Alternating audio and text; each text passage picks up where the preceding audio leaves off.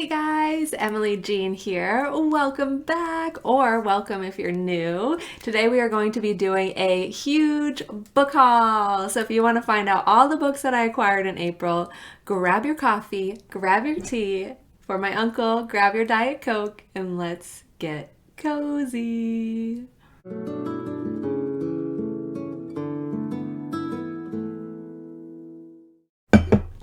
Okay, so we have quite a few books to go through, and I'm so excited for a lot of reasons, but especially for this new shirt I got.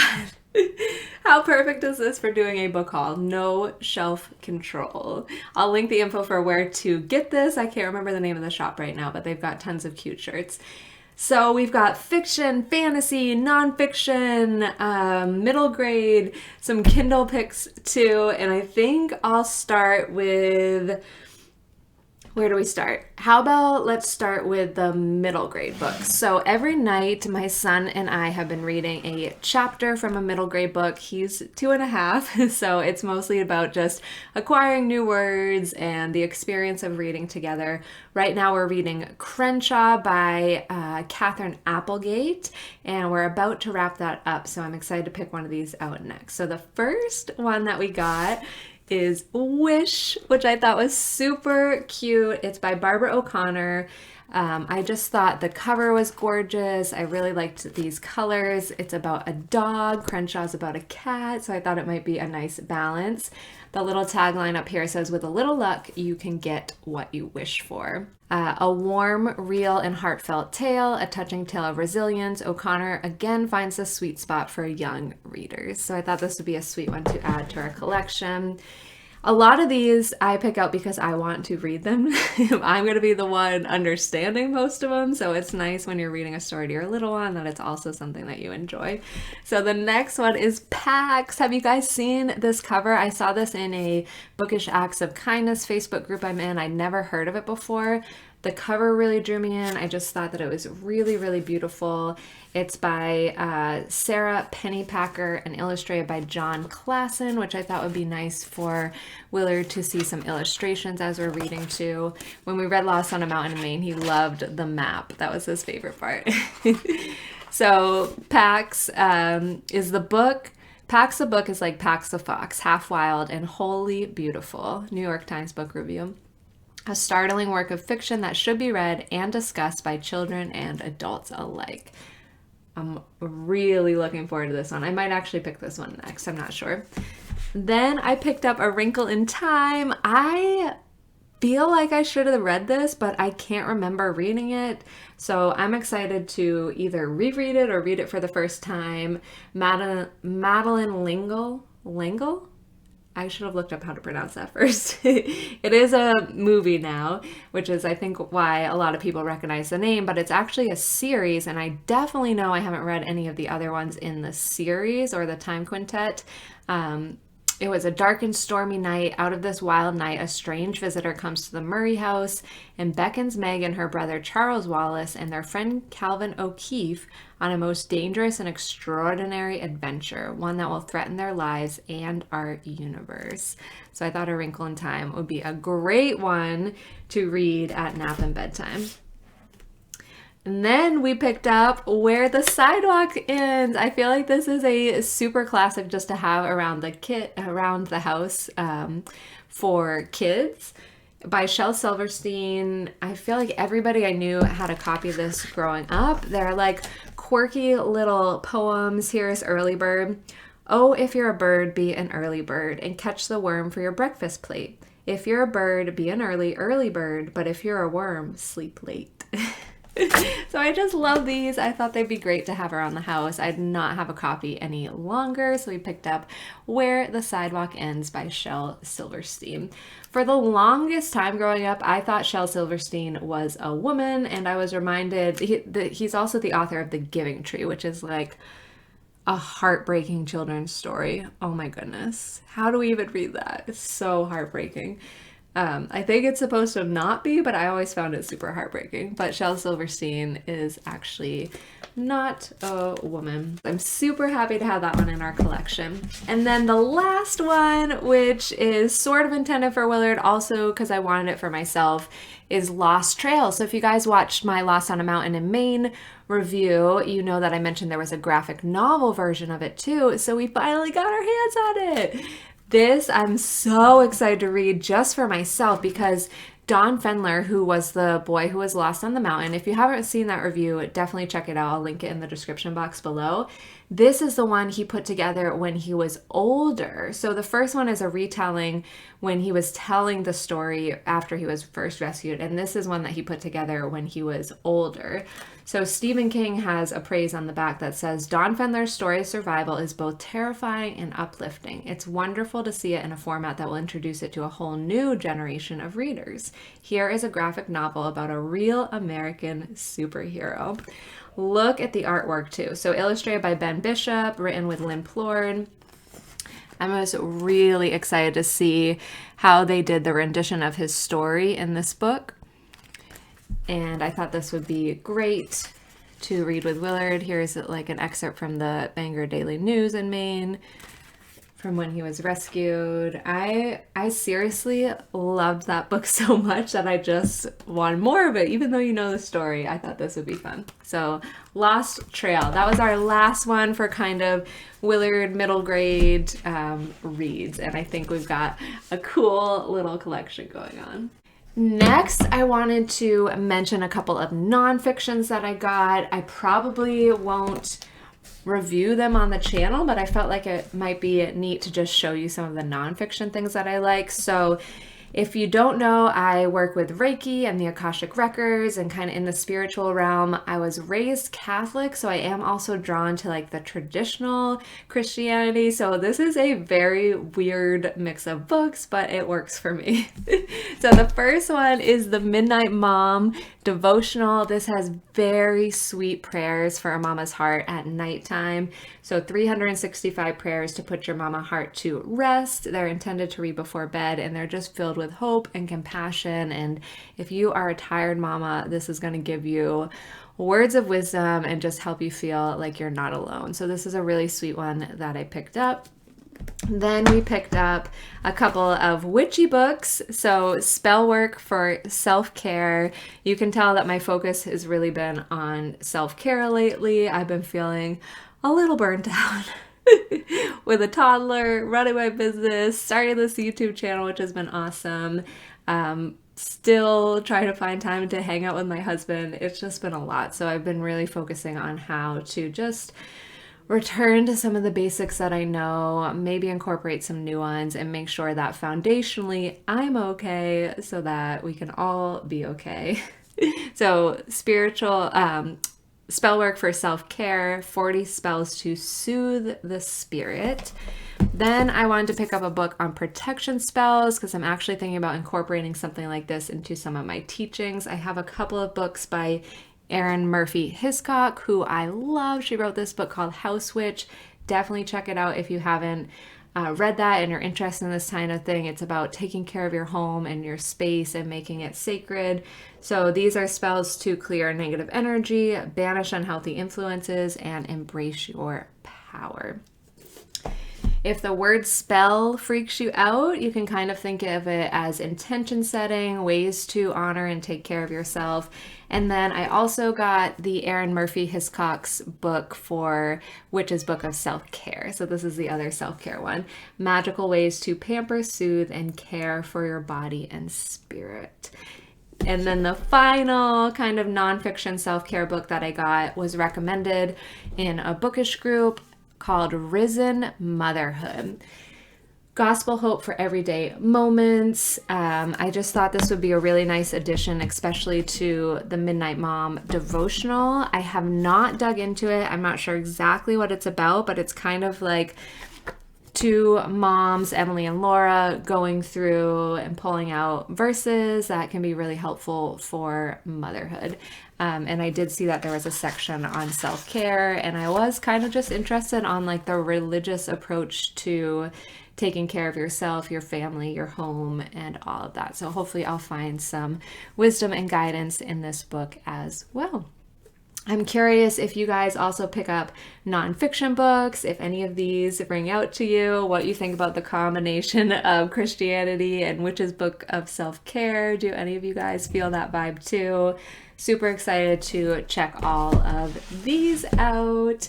Okay, so let's move to fiction/fantasy. I've got a few that I'm really excited to add to my collection. First one is hurricane season.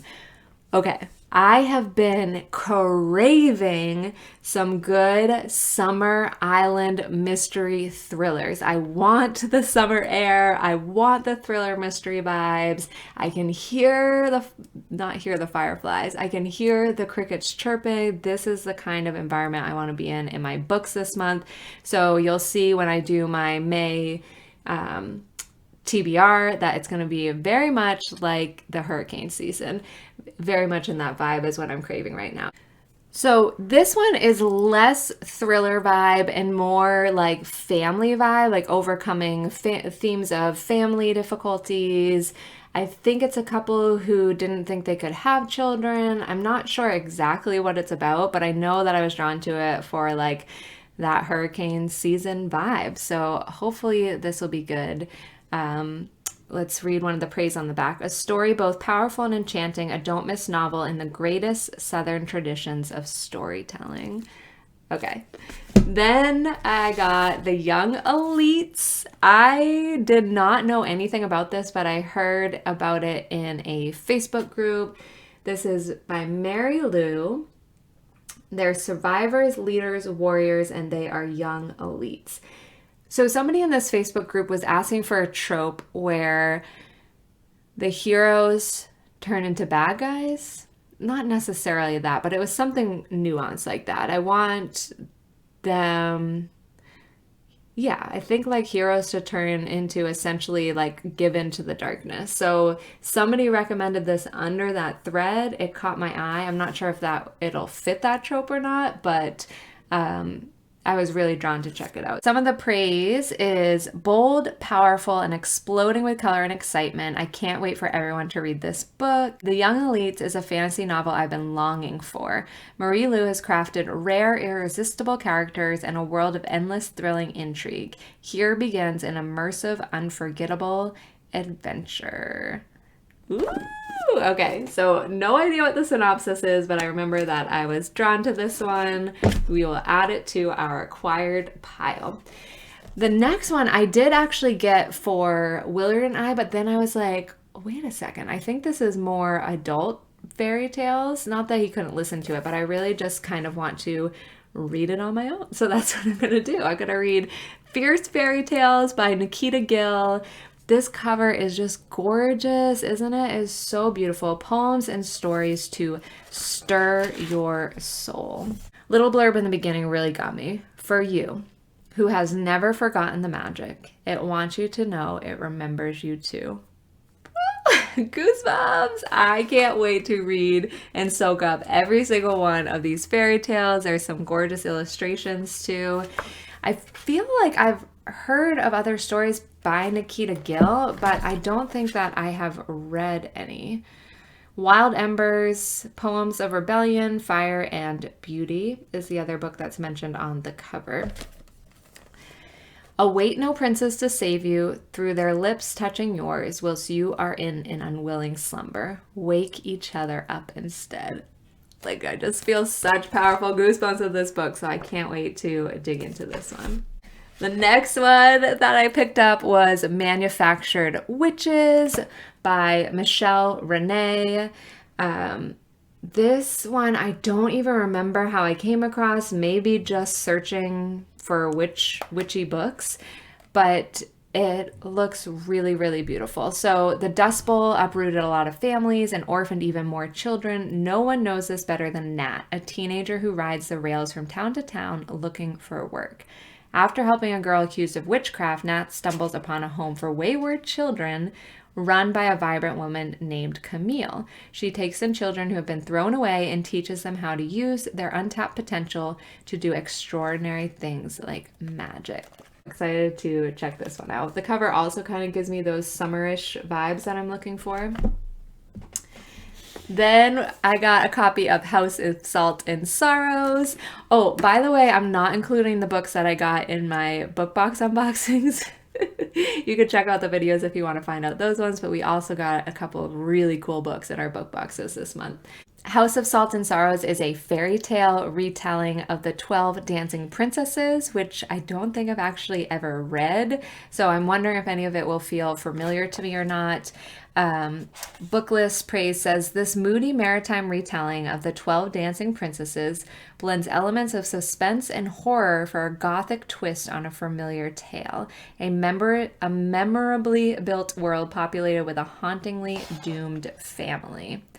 Equal parts gothic fairy tale and romance, compulsively readable, beautiful, and a bit creepy. So I'm always up for some salty ocean themes. I do enjoy fairy tale retellings. This one definitely caught my eye. Then we picked up Prince of Foxes. I think I saw this on BookTube. Don't even remember. I should start taking notes of why I picked these things up. This is by H.L. McFarlane, and it is book 1 in the Bright Spear trilogy. Sometimes a fox is not a fox, and a man is not what he seems. So Lachlan is our golden prince of the fairies. He's transformed into a fox and banished from the forest on the eve of his mother's funeral. The last creature he expects to seek help from is a human. But Saoirse Darrow is not so easily enchanted by a wily fairy. It is only after discovering her father means to marry her to a wealthy Londoner that she decides to help him. So I guess it's Saoirse and Lachlan coming together. I guess I was really drawn to the fairy tale vibes in my acquiring this month. I don't know too much about it other than that, but we'll check it out. Okay, next one is Winterwood, which I totally think goes with the fairy tale vibe that I did not realize I had going, but we certainly have a lot of fairy tale vibes here. I was really drawn into the cover. This is by Shay Earnshaw.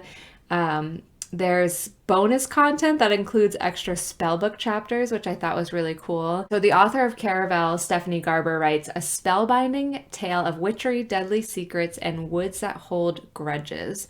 Winterwood is immersive, atmospheric, and bewitching. I love when books make the woods into a character. It just screams yes to me. I just love when nature is actually included as its own character. So I think that's part of the reason I was really drawn to this, and I can't wait to find out more about it. Okay, then we have The Marvelous Misadventures of Ingrid Winter. I'm scared about this one. I so wanted to read this. I love misadventures, quirky characters, but it has a terrible rating on Goodreads, so I don't know if I'm getting myself into something that I'm going to regret. But look at this cover. It's a cute cover. It's a cute story. I feel like it's going to be a quick, fun read. Hopefully I don't agree with the majority of the Goodreads reviews, but we'll see. So Ingrid Winter is desperately trying to hold it together. A neurotic Norwegian mother of 3 small children and an overworked literature professor with an overactive imagination, Ingrid feels like her life's always on the brink of chaos. So I think it's about her trying to find balance. She goes on a trip. I'm just ready for some quirky adventures. So will it bring it or will it be terrible? Let's see. This is my most recent acquisition, and I actually saw this on Hugo's channel, The Scientist's Reading World. I'd never heard of it before, but the way that he described it, it just really drew me in. So it's The Readers of Broken Wheel Recommend by Katrina Bevald. It was a #1 Indie Next pick, #2 Library Reads pick, and Amazon Best Book of the Month. This is one of the praises, one of the more surprisingly improbable and delightful books I've read in years. Quirky, unpredictable, funny, and fresh. A heartwarming reminder of why we are book lovers. This is a sweet, smart story about how books find us, change us, and connect us. How beautiful for BookTube world, right? So I'm really excited to read this one. I certainly won't be reading these all in May. If any, I still have to pick out my TBR, so I'm not sure what's going to go on there yet. The next books I'm super excited about. These are the final physical books before we move into the Kindle acquisitions. And these were in a free pile, and they were 2 books in a series, so I was like, yes, sounds really good. It's the House of Night series. I got low battery, so gotta wrap it up here. I'm like... So first is Mark's Second is Betrayed. There's a lot more in this series. I think they're vampire based. They drew me in already, and then I found out there's an Oracle deck that goes with them. What? I love Oracle cards. I've got my whole collection over here, and I've never had Oracle cards that were tied into a book series. What a great idea. What a great idea. So now I'm even more excited. I've got the card decks. I've got the first 2 books in the series. I hope I enjoy the series. But if not, at least I've got this card deck. I haven't even opened it yet, but the artwork looks really beautiful, and I just think it will be so fun if I fall in love with the characters. I think this is wishing for too much. This is wishing for too much, but maybe this will become a thing, and some of our favorite books and series can have Oracle cards, or maybe it is a thing and I don't know about it, but how cool. So we've got the card deck to go along with the first 2 books in the series. And those are all the physical books that I picked up in April. Let's chat quickly about Kindle books, and then we will wrap it up, okay? So Kindle books, all the Kindle books that I acquired this month were totally in that summer vibe, just craving a good summer fun mystery. I found a couple of mystery romances, I think mystery romances too. First one is Broken Stern by Jack Harden, and this is the first in the Pine Island Coast Florida suspense series, the Ellie O'Connor Coastal Suspense series. My husband's mom lives in Florida, and she took us to Pine Island, and I fell in love. It is like one of my most favorite places on earth that I've been to. I love it. I love the colorful artwork. I love Luna Lemgroves. Is that the artist? I just love everything about it. I love the houses on the canals. And so when I saw that this was Pine Island Coast Florida suspense series, I said, sign me up. And hopefully I like it because it's the first in a long series. So it's kind of suspense. I think Ellie is a detective. I'm not sure exactly. This month I also fell in love with reading on my Kindle. I used to only read on my Kindle when I traveled. We haven't been doing a lot of traveling for various reasons. And I've really been enjoying. I feel like I'm reading faster on it. I don't know if it's the books that I picked out on the Kindle or not, or if it's like a mind trick, but I've really been enjoying reading on the Kindle. So I was happy to pick up a couple of more Kindle books. The next one is Dark Paradise by Jean Desrochers. Sorry, Jean. A Caribbean noir murder mystery. Yes, I want those Caribbean island murder mystery vibes. I don't know anything about these synopsis. I just picked them out for that kind of vibe. These are the types of books I want to be reading in May, unless my mood changes. Then I also had this weird craving to visit Greece in my books, to like go into a Greek world. I don't know why. I don't know where it came from, but I found this series, a Greek fantasy romance called The Raven Witch of Corfu. You could buy on Kindle all 4 books, and I should have looked up how to pronounce this author's name. Efroshni Mashkudi. Oh. I'm so sorry. I gotta practice Greek names. So this is the Kindle cover, but you get all 4 books. And I just thought it sounded really cool, and I really wanted to just energetically visit. There's how to spell her name. His name? I don't even know. Oh, I'm the worst. Okay, so that one looks really cool, and I love that it's a Greek fantasy romance. Then I scooped up another Greek one because I couldn't resist. By Marjorie McGinn, A Saint for Summer. What's hidden on a Greek hillside can change your destiny. Have you guys been to Greece? Do you live in Greece? Are you drawn to it? I'm drawn to the colors, to the hillsides, to the culture.